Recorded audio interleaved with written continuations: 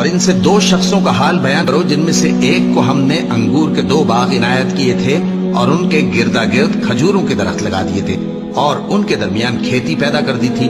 دونوں باغ کثرت سے پھل لاتے اور اس کی پیداوار میں کسی طرح کی کمی نہ ہوتی اور دونوں میں ہم نے ایک نہر بھی جاری کر رکھی تھی اور اس طرح اس شخص کو ان کی پیداوار ملتی رہتی تھی.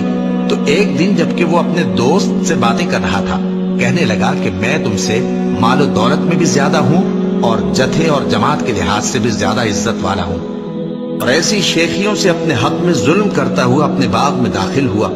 کہنے لگا کہ میں نہیں خیال کرتا کہ یہ باغ کبھی تباہ ہو اور نہ خیال کرتا ہوں کہ قیامت برپا ہو، اور اگر میں اپنے پروردگار کی طرف لوٹایا بھی جاؤں تو وہاں ضرور اس سے اچھی جگہ پاؤں گا.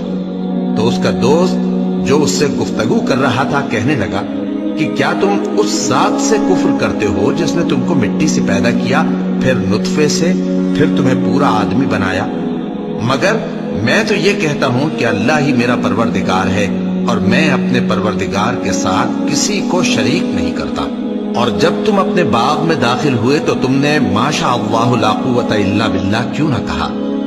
اگر تم مجھے مال و اولاد میں اپنے سے کمتر دیکھتے ہو تو عجب نہیں کہ میرا پروردگار مجھے تمہارے باغ سے بہتر عطا فرمائے اور تمہارے اس باغ پر آسمان سے آفت بھیج دے تو وہ صاف میدان ہو جائے، یا اس باغ کی نہر کا پانی گہرائی میں اتر جائے تو پھر تم اسے تلاش نہ کر سکو، اور اس کے میووں کو عذاب نے آ گھیرا اور وہ اپنی چھتریوں پر گر کر رہ گیا.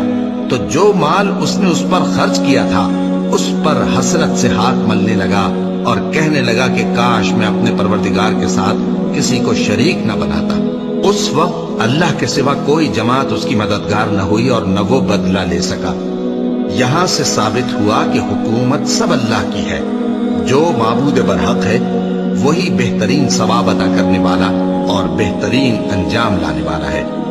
اور ان سے دنیا کی زندگی کی مثال بھی بیان کر دو کہ وہ ایسی ہے جیسے پانی جسے ہم نے آسمان سے برسایا تو اس کے ساتھ زمین کی پیداوار مل کر نکلی، پھر وہ چورا چورا ہو گئی کہ ہوائیں اسے اڑاتی پھرتی ہیں. اور اللہ تو ہر چیز پر قدرت رکھتا ہے. مال اور بیٹے تو دنیا کی زندگی کی رونق و زینت ہیں، اور نیکیاں جو باقی رہنے والی ہیں وہ ثواب کے لحاظ سے تمہارے پروردگار کے ہاں بہت اچھی اور امید کے لحاظ سے بہت بہتر ہیں.